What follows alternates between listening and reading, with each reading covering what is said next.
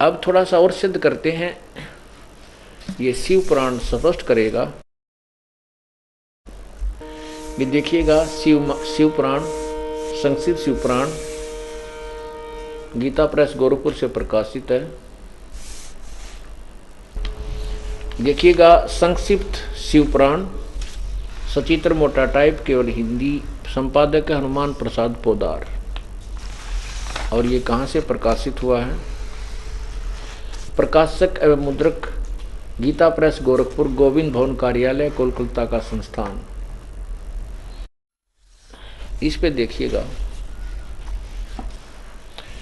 इसमें देखिएगा ये 5 अध्याय समाप्त होता है रुद्र संहिता का, और ये 6ठा प्रारंभ होता है रुद्र संहिता अध्याय 6।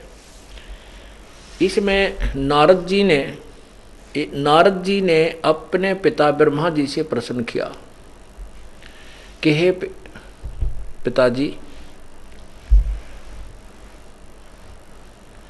आप हमें बताइएगा कि इस संसार की सृष्टि किसने की, आपने की या विष्णु जी ने की या शिव जी ने की है? और इसमें हमने सुना है कि देवी जो है ये बहुत ही अच्छी जो है शक्ति है, ऐसे ऐसे। तो क्या बताता है ये पढ़िएगा, अपनी स्वयं पढ़िएगा, आप पढ़े लिखे शिक्षित हो। रुद्र संहिता अध्याय 6 पृष्ठ 99।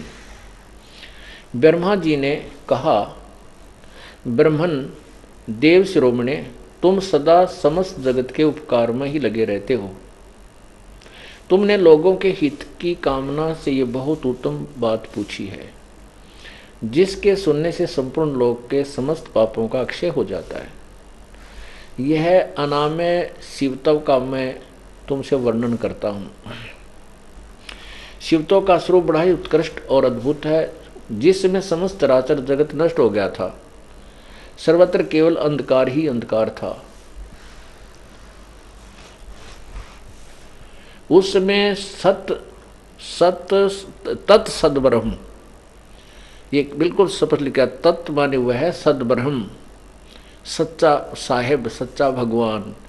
इस श्रुति से जो सत्य सुना जाता है एकमात्र शेष था,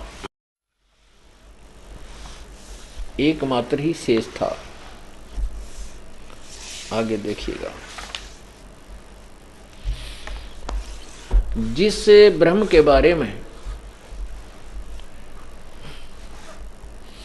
जिस परब्रह्म के विषय में ज्ञान और अज्ञान से पूर्ण उक्तियों द्वारा इस प्रकार विकल्प किए जाते हैं, उसने कुछ काल के बाद, कुछ समय के बाद द्वितीय की इच्छा प्रकट की। उसके भीतर एक से अनेक होने का संकल्प उदित हुआ।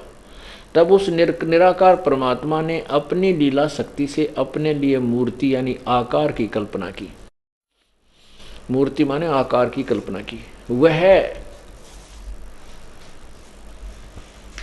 आगे देखिए,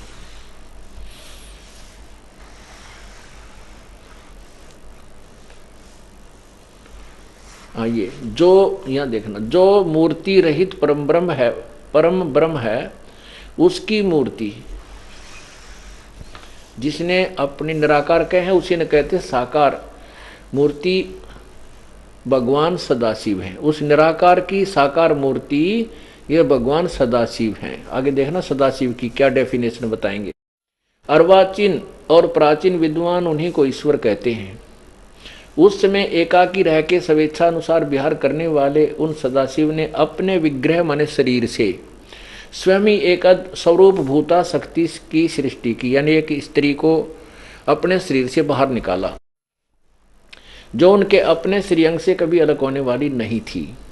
उस पराशक्ति को प्रधान भी दुर्गा को कहते हैं। ये देखना ध्यान से, प्रधान, ये गीता जी में काम आओगा आपका, जब गीता जी के 14वें अध्याय को सुनाएंगे।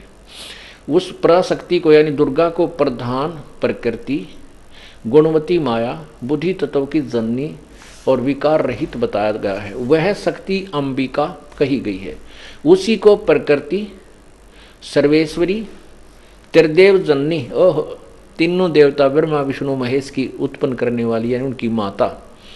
त्रिदेव जननी नित्या और मूल कारण भी कहते हैं। सदाशिव द्वारा प्रकट की गई उस शक्ति की 8 भुजाएं हैं।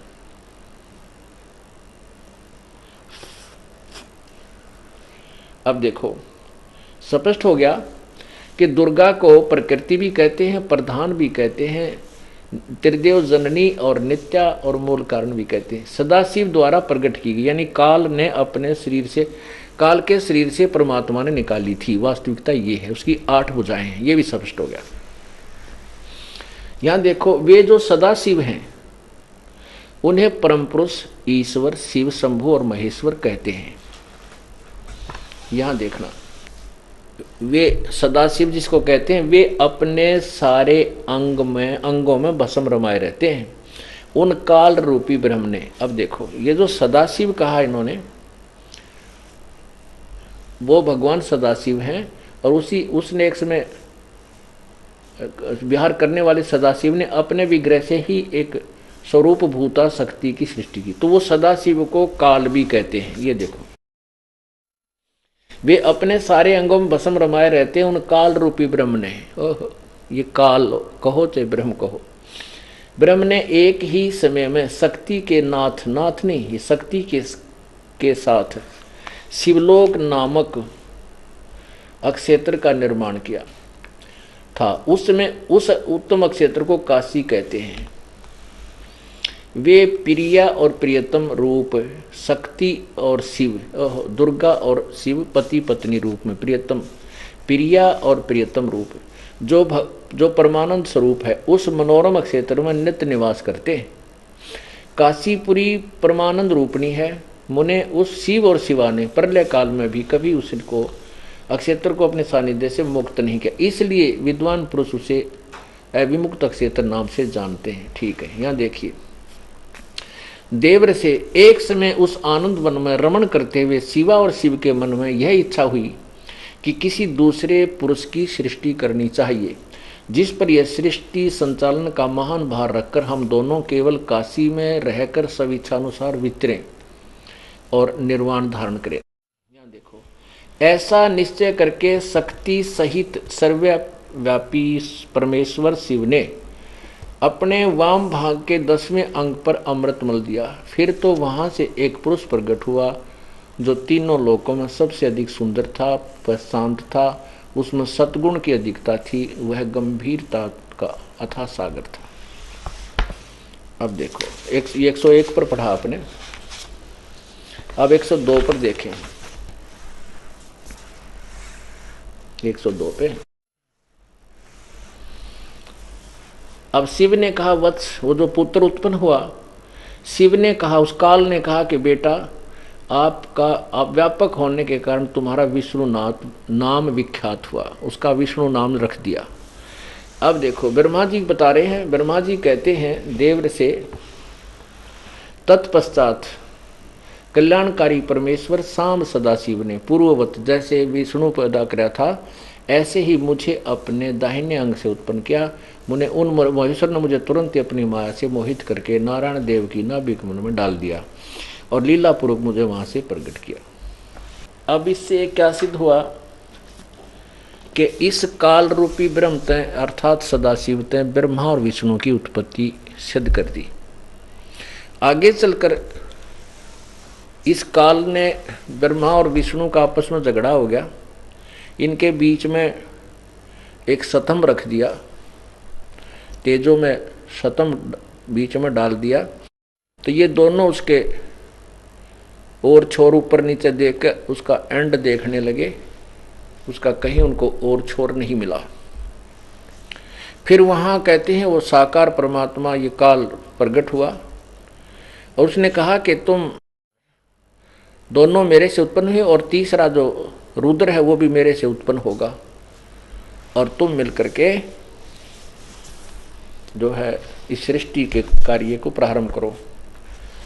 अब यहाँ दिखाते, क्योंकि यहाँ जो लेखक ने अनुवादकर्ता ने ये सोचा कि तू जो लिख रहा है, अनुवादकर्ता इसमें गड़बड़ कर गया है, बाकी संस्कृत वाली में और अच्छी तरह क्लियर है।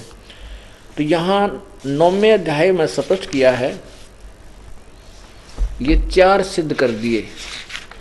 ये देखो, ये अध्याय 9 चल रहा है, ये अध्याय 9 यहाँ समाप्त होता है। पृष्ठ नंबर 110 पे वही संक्षिप्त शिवपुराण 9वां अध्याय में एंड में लिखा है कि इस प्रकार ब्रह्मा, विष्णु और रुद्र यानी ये शिव, इन तीनों देवताओं में गुण है, परंतु शिव गुणातीत माने गए। शिव कौन है? ये काल है।